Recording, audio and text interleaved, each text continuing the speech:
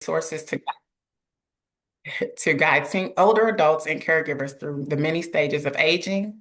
The roles of the area agency are set forth by the Older Americans Act, which is to assess the community needs and develop and fund programs that respond to those needs, to educate and provide direct assistance to consumers about available community resources for long-term services and supports.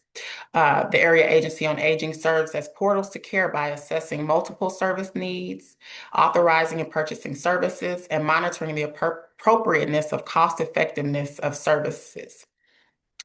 We also demonstrate responsible fiscal stewardship by maximizing the use of public and private funding to serve as many consumers as possible. Next slide, please. Here, we're sharing a little bit about our administrative team. Christy Bowling Demetz, who is online now, is our Director of Aging and Adult Services. I'm Melody Elston. Our Nutrition Program Manager is Bethany Reyna, who will be presenting shortly.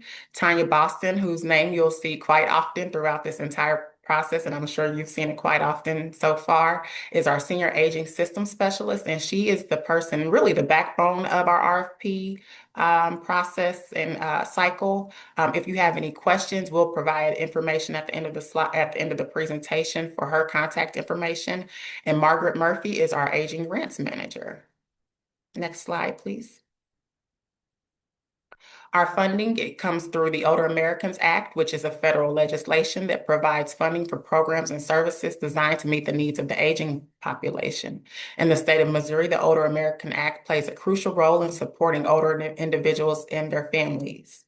Older Americans Act funding is dispersed from the federal government through to the Department of Health Senior Services and then distributed to each area agency on aging. Next slide, please. This state fiscal year 2027 RFP cycle encompasses 3 distinct but complementary service areas. That is in-home caregiver services, pre-plated frozen meals and community center services. In-home caregiver services includes homemaker personal care and the National Family Caregiver Support, respite services for adults age 60 and older, as well as caregivers supporting individuals with dementia or individuals aged 18 to 59 with disabilities. These services are billed on a per-hour basis and designed to help individuals remain safely and independently in their homes. The pre-plated frozen meals RFP invites providers to prepare and or deliver frozen meals that conform to the 2025 dietary guidelines of Americans and MARC's nutritional standards. These meals serve Older Americans Act participants and Medicaid clients and require strict adherence to packaging, label, safety, and delivery protocols. The Community Center Services RFP is limited to not-for-profit entities and government agencies. This program funds modernized centers that offer congregate meals, educational programming, health promotion, volunteer-administered home-delivered meal distribution, and other supportive services. Centers must demonstrate strong administrative capacity, volunteer infrastructure, ADA-compliant facilities, and the ability to utilize client registry management systems for data reporting. Together, these RFPs reflect MARC's strategic commitment to delivering a robust, integrated service continuum from older adults. Next slide. Now we're going to speak a little bit about the contract performance period. The state fiscal year 2027 contract period begins July 1st, 2026, and extends through June 30th, 2027, corresponding to the Missouri state fiscal year. All contract providers must maintain full operational capacity for the duration of the program year and adhere to all reporting deadlines, regulatory requirements, and performance standards.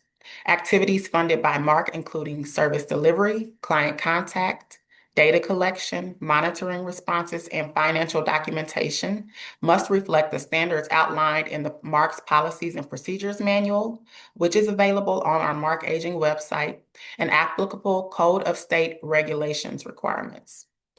Providers must ensure that staffing, equipment, and service continuity plans remain functional and consistent across the entire fiscal period. Proper documentation is required for all services providers.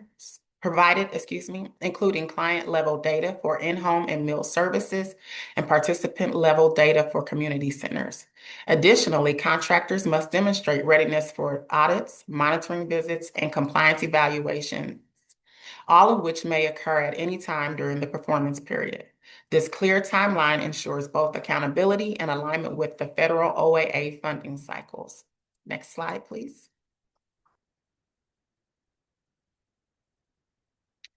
All respondents must submit a full documentation package that includes Board of Directors list for 2024 through 2026, the most recent IRS Form 990 for tax-exempt organizations, annual registration reports, and fictitious name registrations where applicable. Civil rights, ADA, E-Verify, debarment and suspension, and drug-free workplace assurances must also be included. Insurance certificates and applicable licenses must be provided prior to the start of the program year.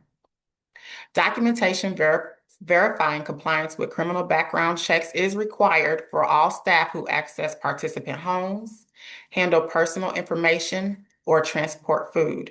For meal providers, additional documentation such as unit cost forms, sample menus, menu nutritional analysis, NSIP justification forms, and facility inspection reports is required.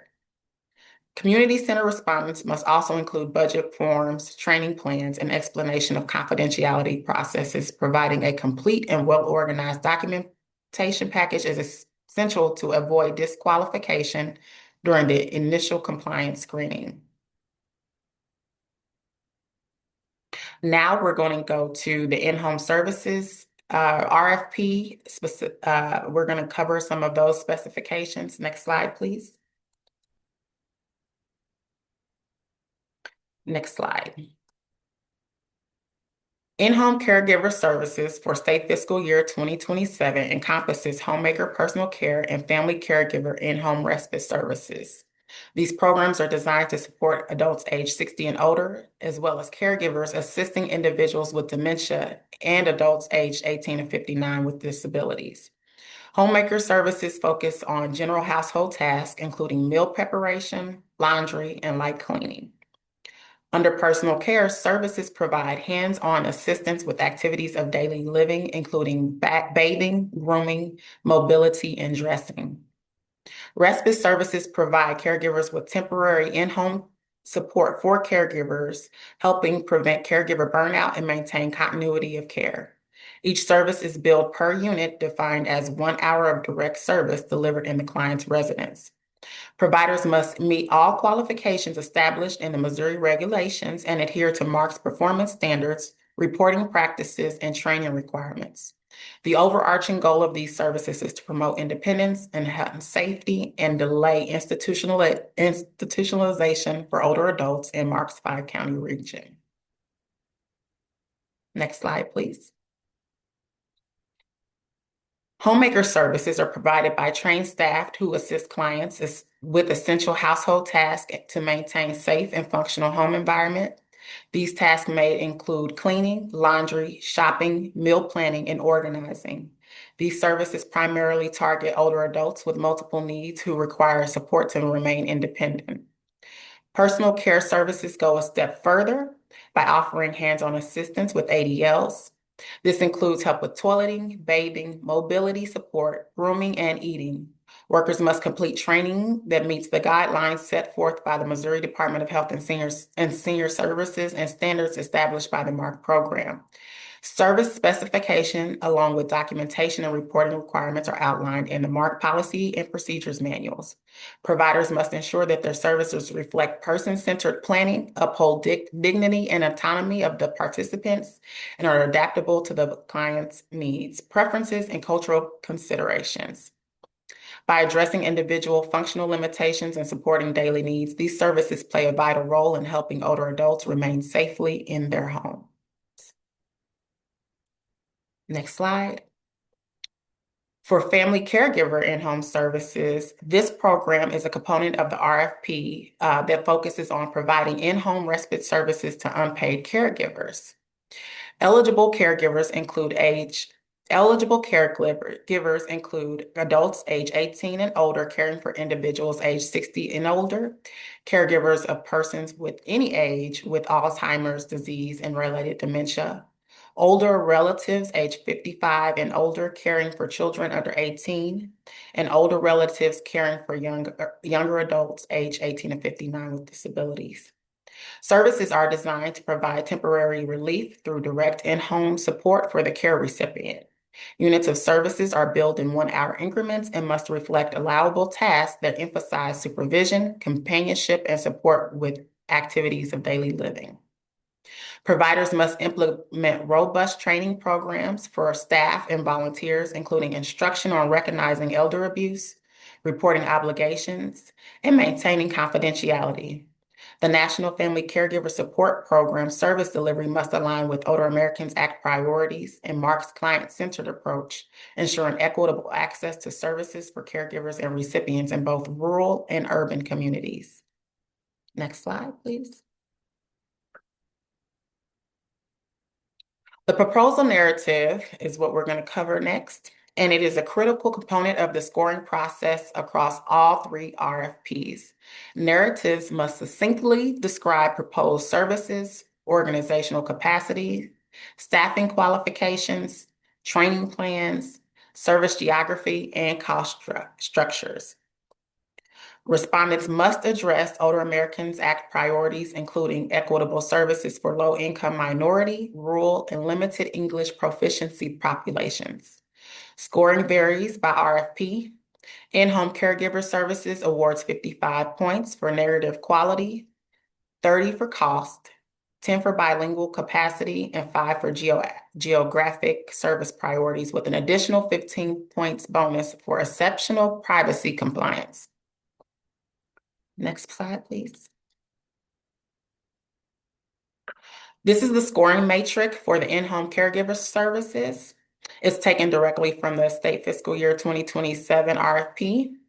The narrative quality carries the most weight at 55 points. Cost contributes 30 points, and bilingual capacity adds 10 points. Providers offering services in priority geographic or high-need areas earn 5 additional points.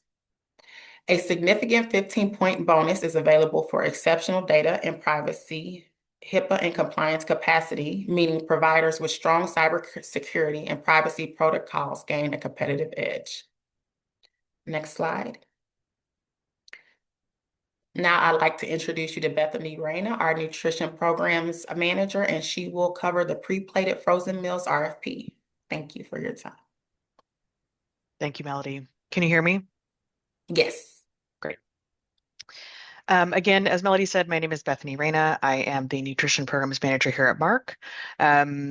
I primarily oversee the home delivered meals programs and the congregate meals programs. So we are going to jump right in with the frozen meals program overview. The pre-plated frozen meals RFP for SFY 27 seeks proposals from providers capable of preparing and or delivering frozen meals to Older Americans Act Title III, C2, and Medicaid eligible clients. Providers may bid on prepared only meals, delivered meals, or both. These meals support older adults who need nutritional assistance but cannot prepare food independently.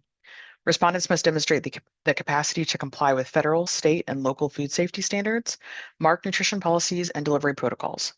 MARC emphasizes person-centered and consumer-directed service principles, requiring respondents to ensure meal delivery practices are timely, consistent, and responsive to client needs. Contracts may be awarded in full or divided geographically depending on provider capabilities and cost effectiveness. Innovative solutions that leverage technology, increase efficiency, or improve client experience are strongly encouraged. This program plays a critical role in reducing food insecurity among older adults and supporting their health, independence, and well-being. Next slide, please.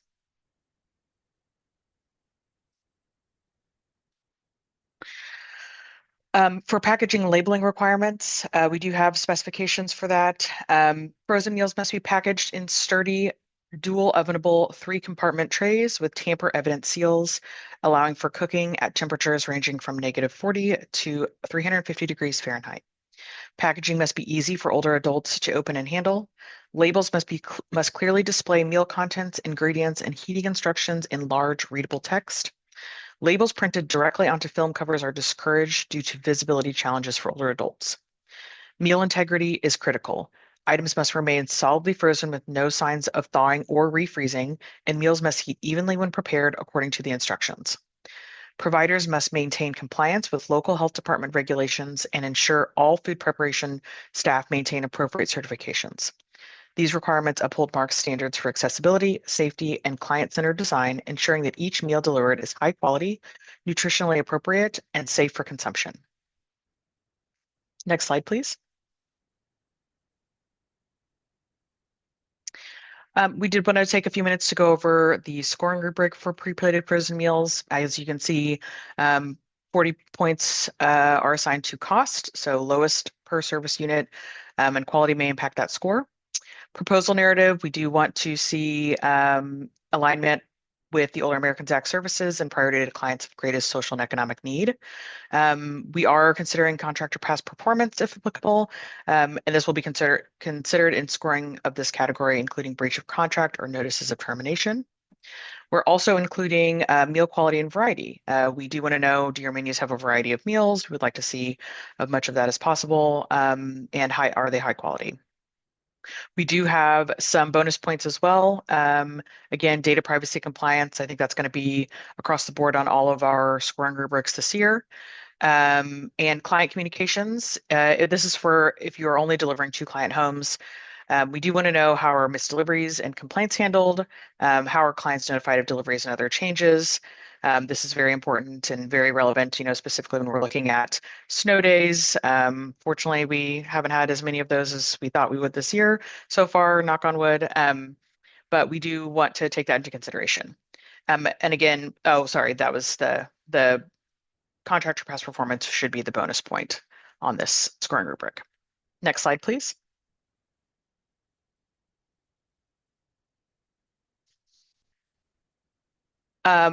Nicolette, is this going to be your slide for the HIPAA and data privacy requirements?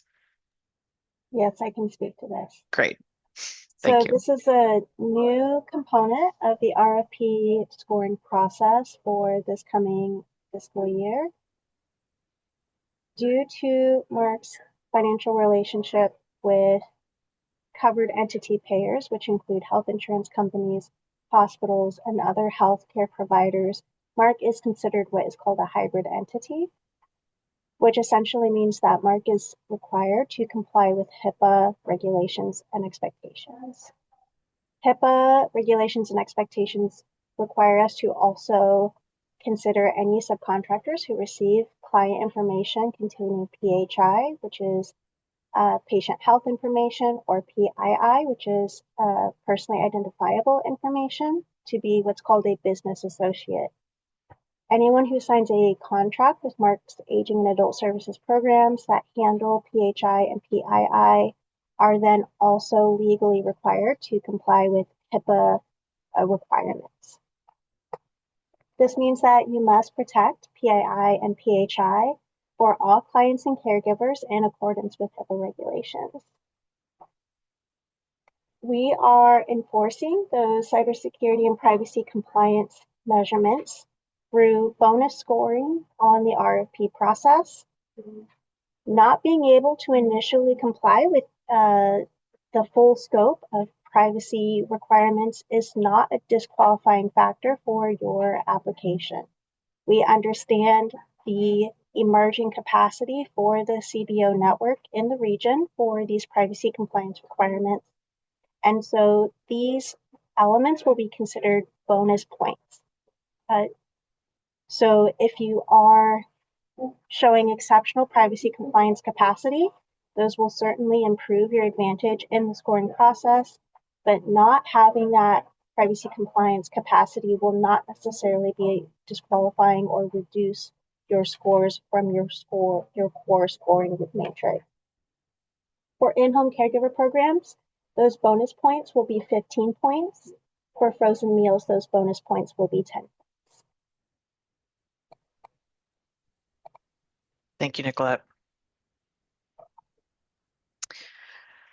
Um, so, f- oh, go ahead, Melody.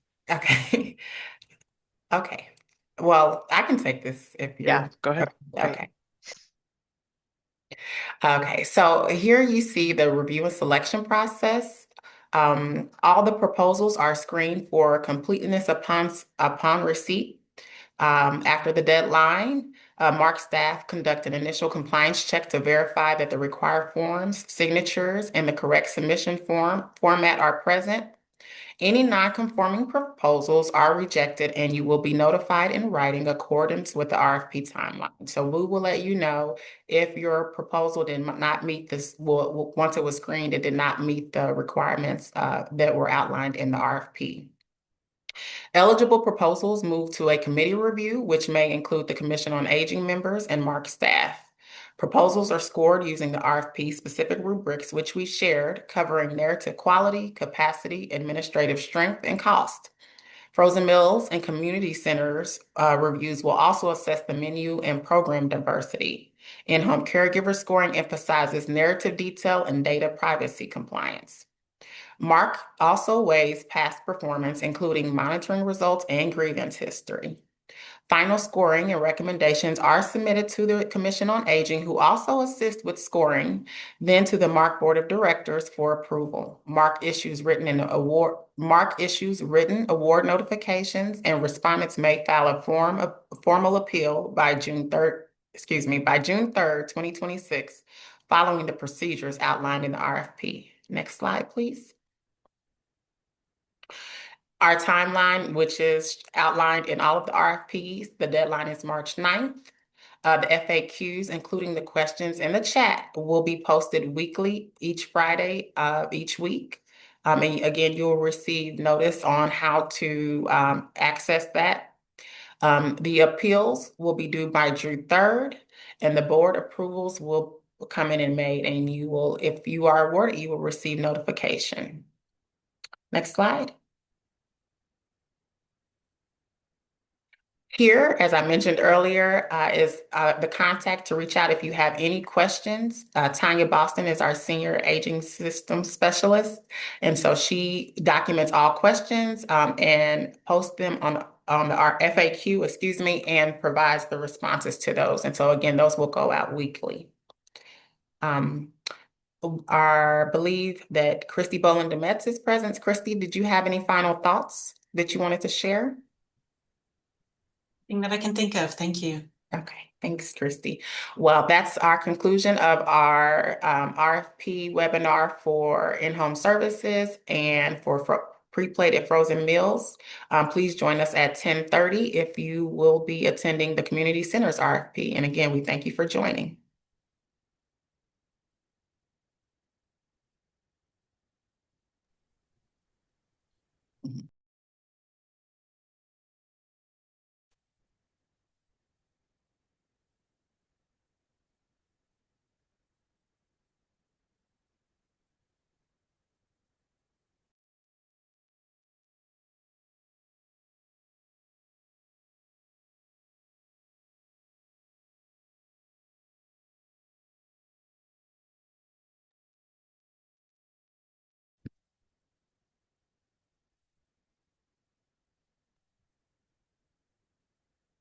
Good morning. Welcome to the second half of our RFP request for proposals webinar for state fiscal year 2027. My name is Melody Elston. I'm the Assistant Director here at MARC Aging and Adult Services. We'll start off with a little bit of housekeeping, hopeful that folks will be continuing to join us. First of all, we'd ask that you keep your phones muted throughout the duration of the webinar. Also, we are requesting that no AI or bots be permitted into this webinar. They will be removed. And all of the questions that you have, we're asking that you enter those into the chat. All of your questions will be included in a FAQ that will be uploaded this Friday, and we will provide that information following the webinar where that FAQ will be, and all of the responses will be there as well. to your questions. And that's the questions that is received over time, as well as the questions that have already been received about the RFPs. So again, those will be uploaded in a frequently asked questions document with the responses for everyone to have access to the same answers. And we'll go ahead and get started. Next slide, please. This webinar is an overview of our state fiscal year 2027, and it covers 3 major service areas funded under the Older Americans Act across our 5-county service region of Cass, Clay, Platte, Jackson, and Ray counties.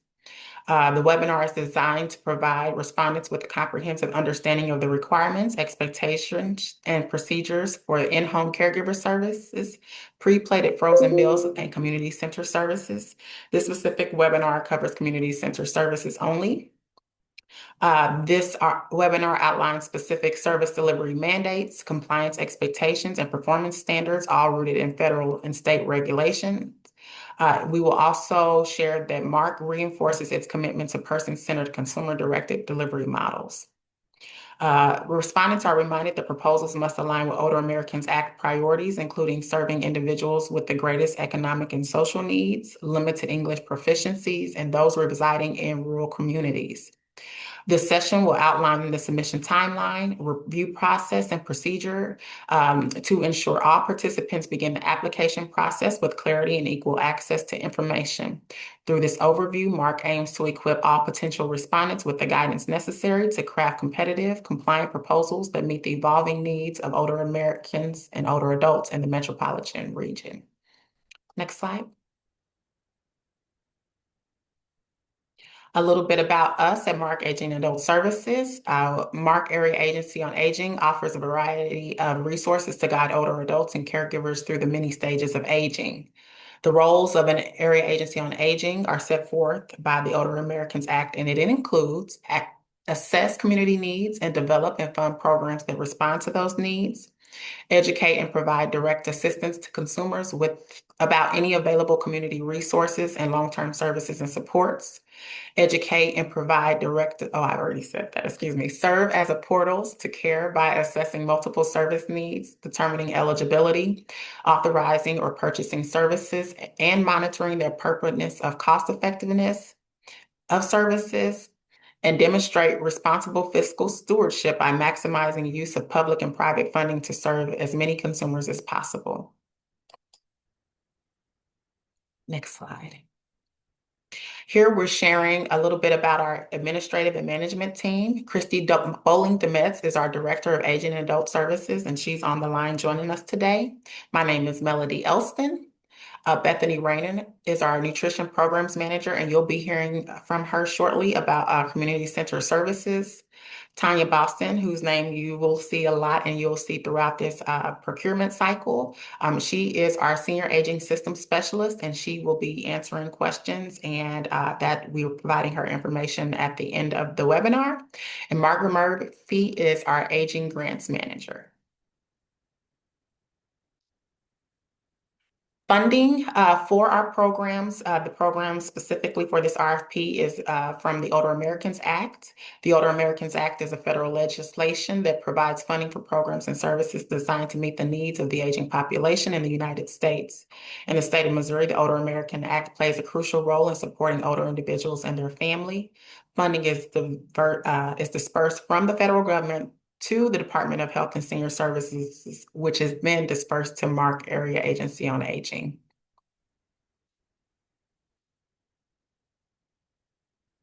Next slide, please. The state fiscal year, let me say this really quickly. The state fiscal year 2027 RFP cycle encompasses 3 distinct but complementary services areas.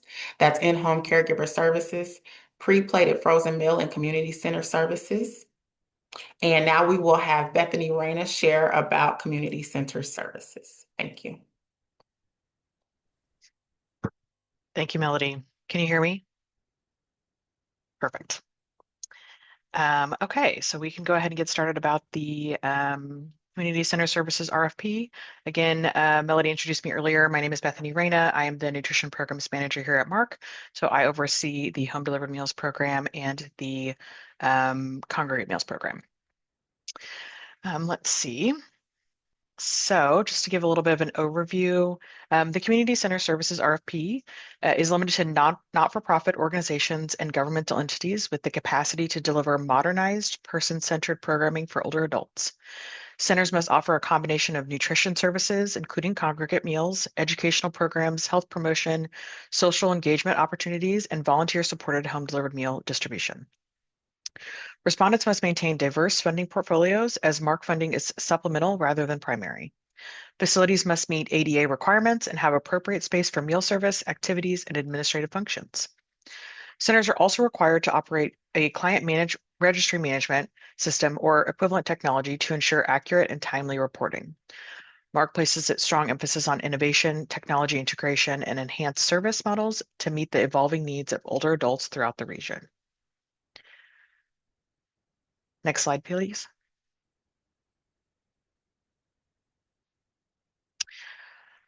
The contract performance period. The contract period spans from July 1st, 2026. So the proposals that you're submitting now this month those contracts won't start till July 1st to June 30th, 2027. That aligns with Missouri's fiscal year. All contracted providers must maintain full operational capacity for the duration of the program year and adhere to all reporting deadlines, regulatory requirements, and performance standards. Activities funded by MARC, including service delivery, client contact, data collection, monitoring responses, and financial documentation, must reflect the standards outlined in MARC's Policies and Procedures Manual and applicable Code of State Regulations, or CSR, requirements. Providers must ensure that staffing, equipment, and service continuity plans must remain functional and consistent across the entire fiscal period. Proper documentation is required for all services provided, including client and participant level data for community centers. Additionally, contractors must demonstrate readiness for audits, monitoring visits, and compliance evaluations, all of which may occur at any time during the performance period. This clear timeline ensures both accountability and alignment with federal OAA funding cycles. Next slide, please.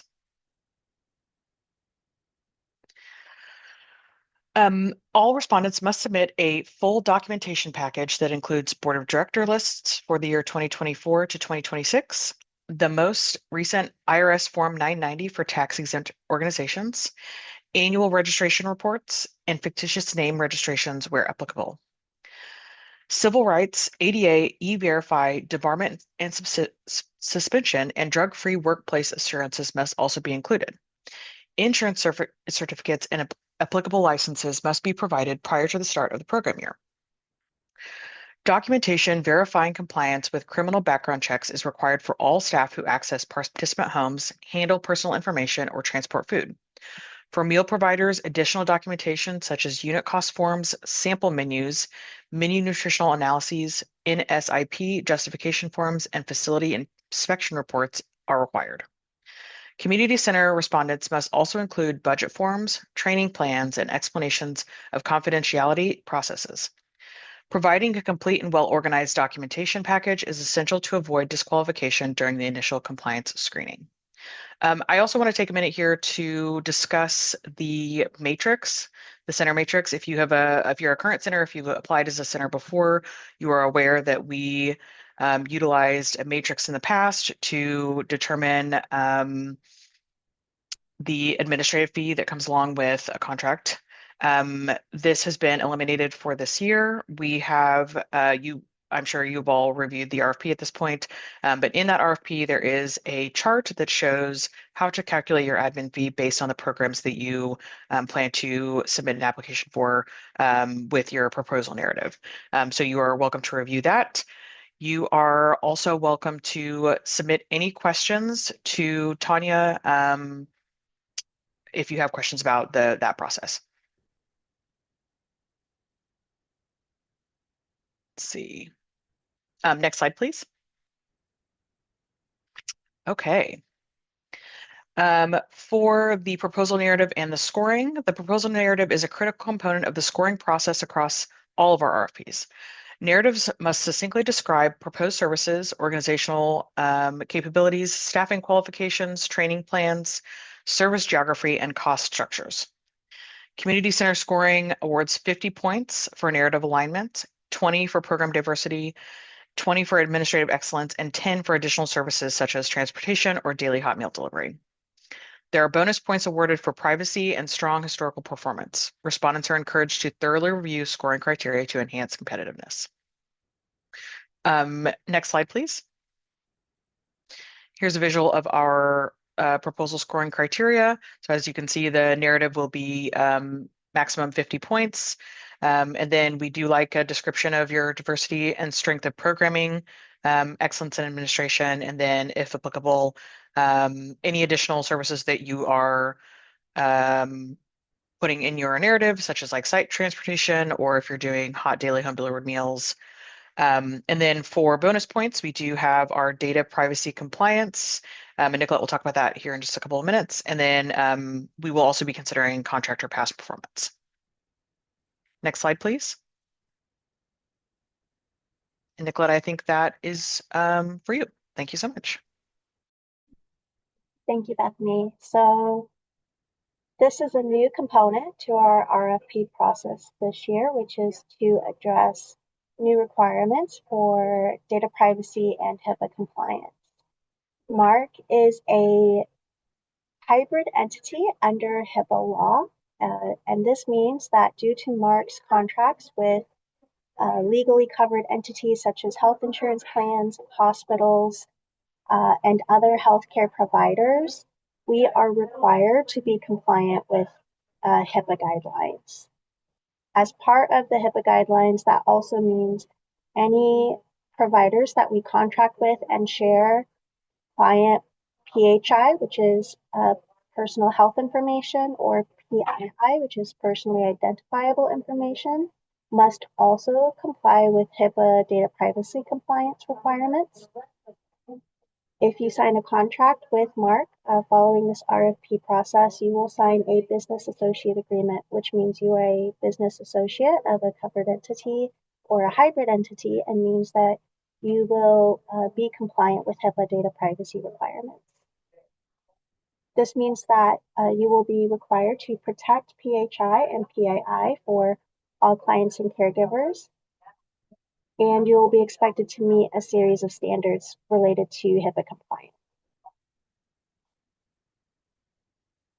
For this coming state fiscal year for these contracts, MARC understands the emerging capacity for data privacy compliance within the community business network. And so not immediately being able to comply with all full HIPAA requirements will not be a disqualification from signing a contract with MARC. However, we will be adding a new set of bonus points to reward those organizations which do come in showing an exceptional ability to comply with those data privacy expectations. For the community centers proposals, you'll be able to receive up to 10 bonus points for showing strong capacity for cybersecurity and data privacy compliance. As mentioned, though, that will not be a disqualifying factor for your application if you do not have the ability to meet those requirements at the time of proposal.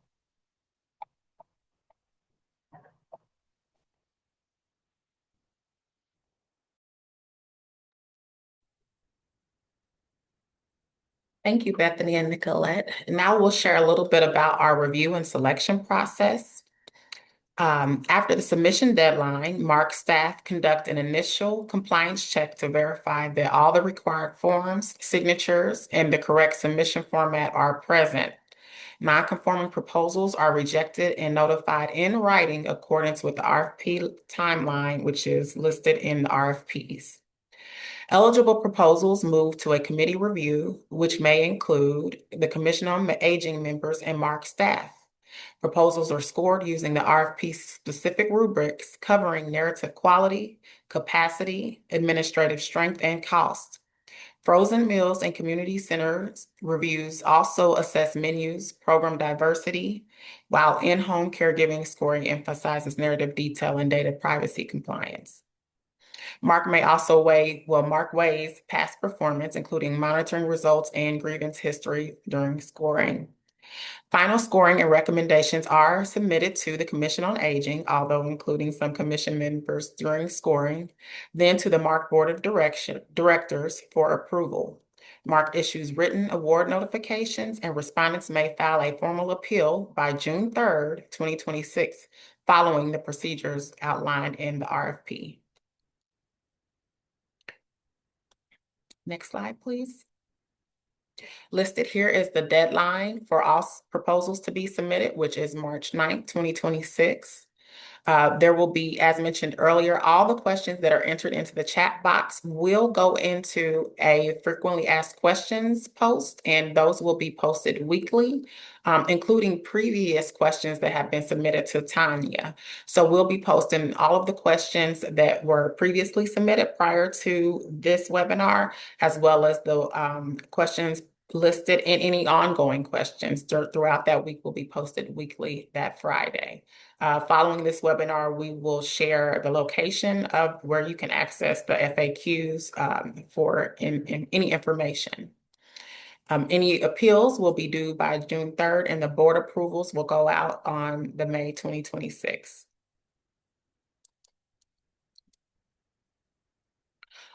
Finally, we want to thank you for joining us for this Community Centers webinar. If you have any questions, please reach out to Tanya Boston here. Her email is here, and also posted in RFPs along with any emails that you may have received from us regarding this procurement cycle. So it's Tanya Boston at tboston@marc.org, and you can look up any other questions at marc.org funding and RFPs. And we've also listed Tanya's phone number. Again, if you have any questions, feel free to enter those in the chat before the conclusion. I'd like to introduce Christy Boland-Demetz, and I don't know if she has any questions, but Christy, feel free to share anything. I don't. Thank you all for attending. Thanks, Christy. All right, have a great day.